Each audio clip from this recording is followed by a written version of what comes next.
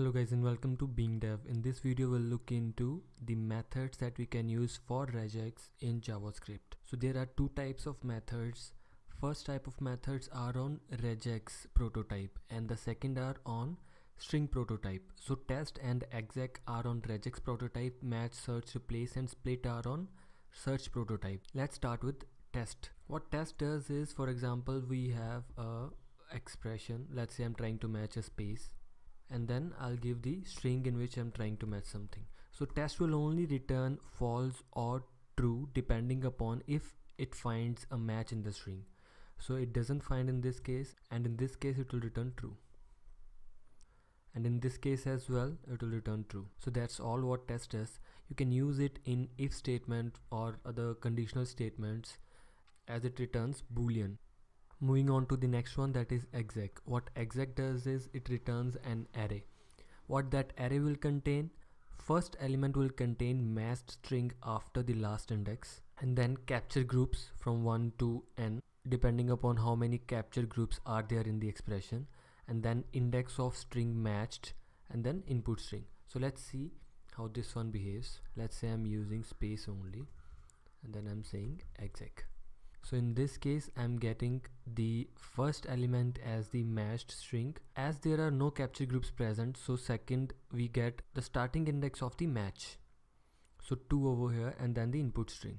Now let's first see the capture groups. For example, I'm using f over here, so it matches f and space, and then if I'm saying creating these capture groups, now see what I get. I get f space as the first element, and then the capture groups, capture group 1, capture group 2, and so on, and then the index. Now let's see how last index works. So for example, I have this regular expression over here. Just remember, we need a global flag in this case, otherwise the last index will not be updated. So in this case, if you check the last index of regular expression, it says 3. So what it did is 0, 1, 2, that is 2 is the last index of the matched string, and then increment it by 1, that is 3. So last index is 3. Now if you match the same thing, it will return null. Why? Because now it is matching after the last index. So if I have df space, then it will match that. For example, you want to test if something is present after a particular index in a string, so you can manually set last index on that. So let's say I'm defining this, and then I'm setting last index to be 3 only, let's say. So now in this case it will match only the stuff after the last index. Now g flag doesn't make any difference in the returned array of exec. It will return the same array regardless of the fact the global flag is present or not. Let's move on to the next one, that is match. Now match behaves same as exec, except the fact when g flag is present, it returns a different array. Let's see an example. So in this case, let's say we are assigning a regular expression as this, that is without the global flag, and then our string is this, okay, re.exec and then string. So as we discussed earlier, this match function is on string prototype. So what we'll have to do is, on the string we'll have to use the match function and then provide the regular expression over here.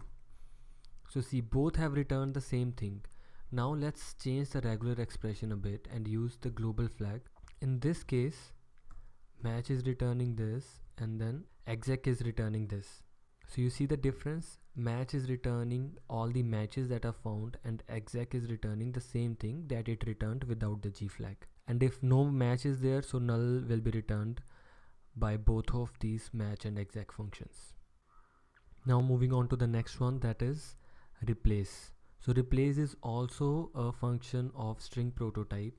Contrary to the literal meaning of replace word, replace doesn't replace the original string. It will return a new string. The original string will remain as it is. There are multiple ways in which a replace function can be used. For example, our string is this, so you can provide a string as well and then replace it with another string. So now our resultant is over here. So as we are not using regular expression, so it has found the first string and then replaced it. So in case I'm using regular expression, so I can give global flag over there and it will replace all the instances of that space. So over here you see the difference. And another thing that we can do is we can provide a function over here, and let's say I'm returning space is space. So you see the difference. So space is replaced by space is space over here. The arguments that this callback function will accept is almost the same as the array that we saw in match and exec that they were returning. So first will be the match itself, and then the capture groups, and then offset, and then the string itself. You can use them inside the function if you want. And then we have this $n thing to be used for capture groups. For example, in this case, what is happening is we are using these capture groups, and those are taken as $1. So the first capture group will be taken as $1 and the second will be taken as $2. So what we are saying is replace h space with h only. Let's say I'm saying space here, I'm saying 2. Okay, so it has replaced the first h with space. So replace function can be chained as well. Let's see an example. So just take a look over here. What we are doing is in this string we are replacing second with an empty string, and then the space, the double space that we'll get over here, we are replacing that with a single space. Why we need to do that? Because second can occur at the end as well, so we can't say second slash space. So there might be a case where a space might not be present at the end. So all the double spaces will be replaced by single space, and then the string will be split into array. So we get first and third over here. Moving on to the next one, that is split. So we already saw split over here. Splits the string into an array, and for that we can use this regular expression as well for splitting purpose.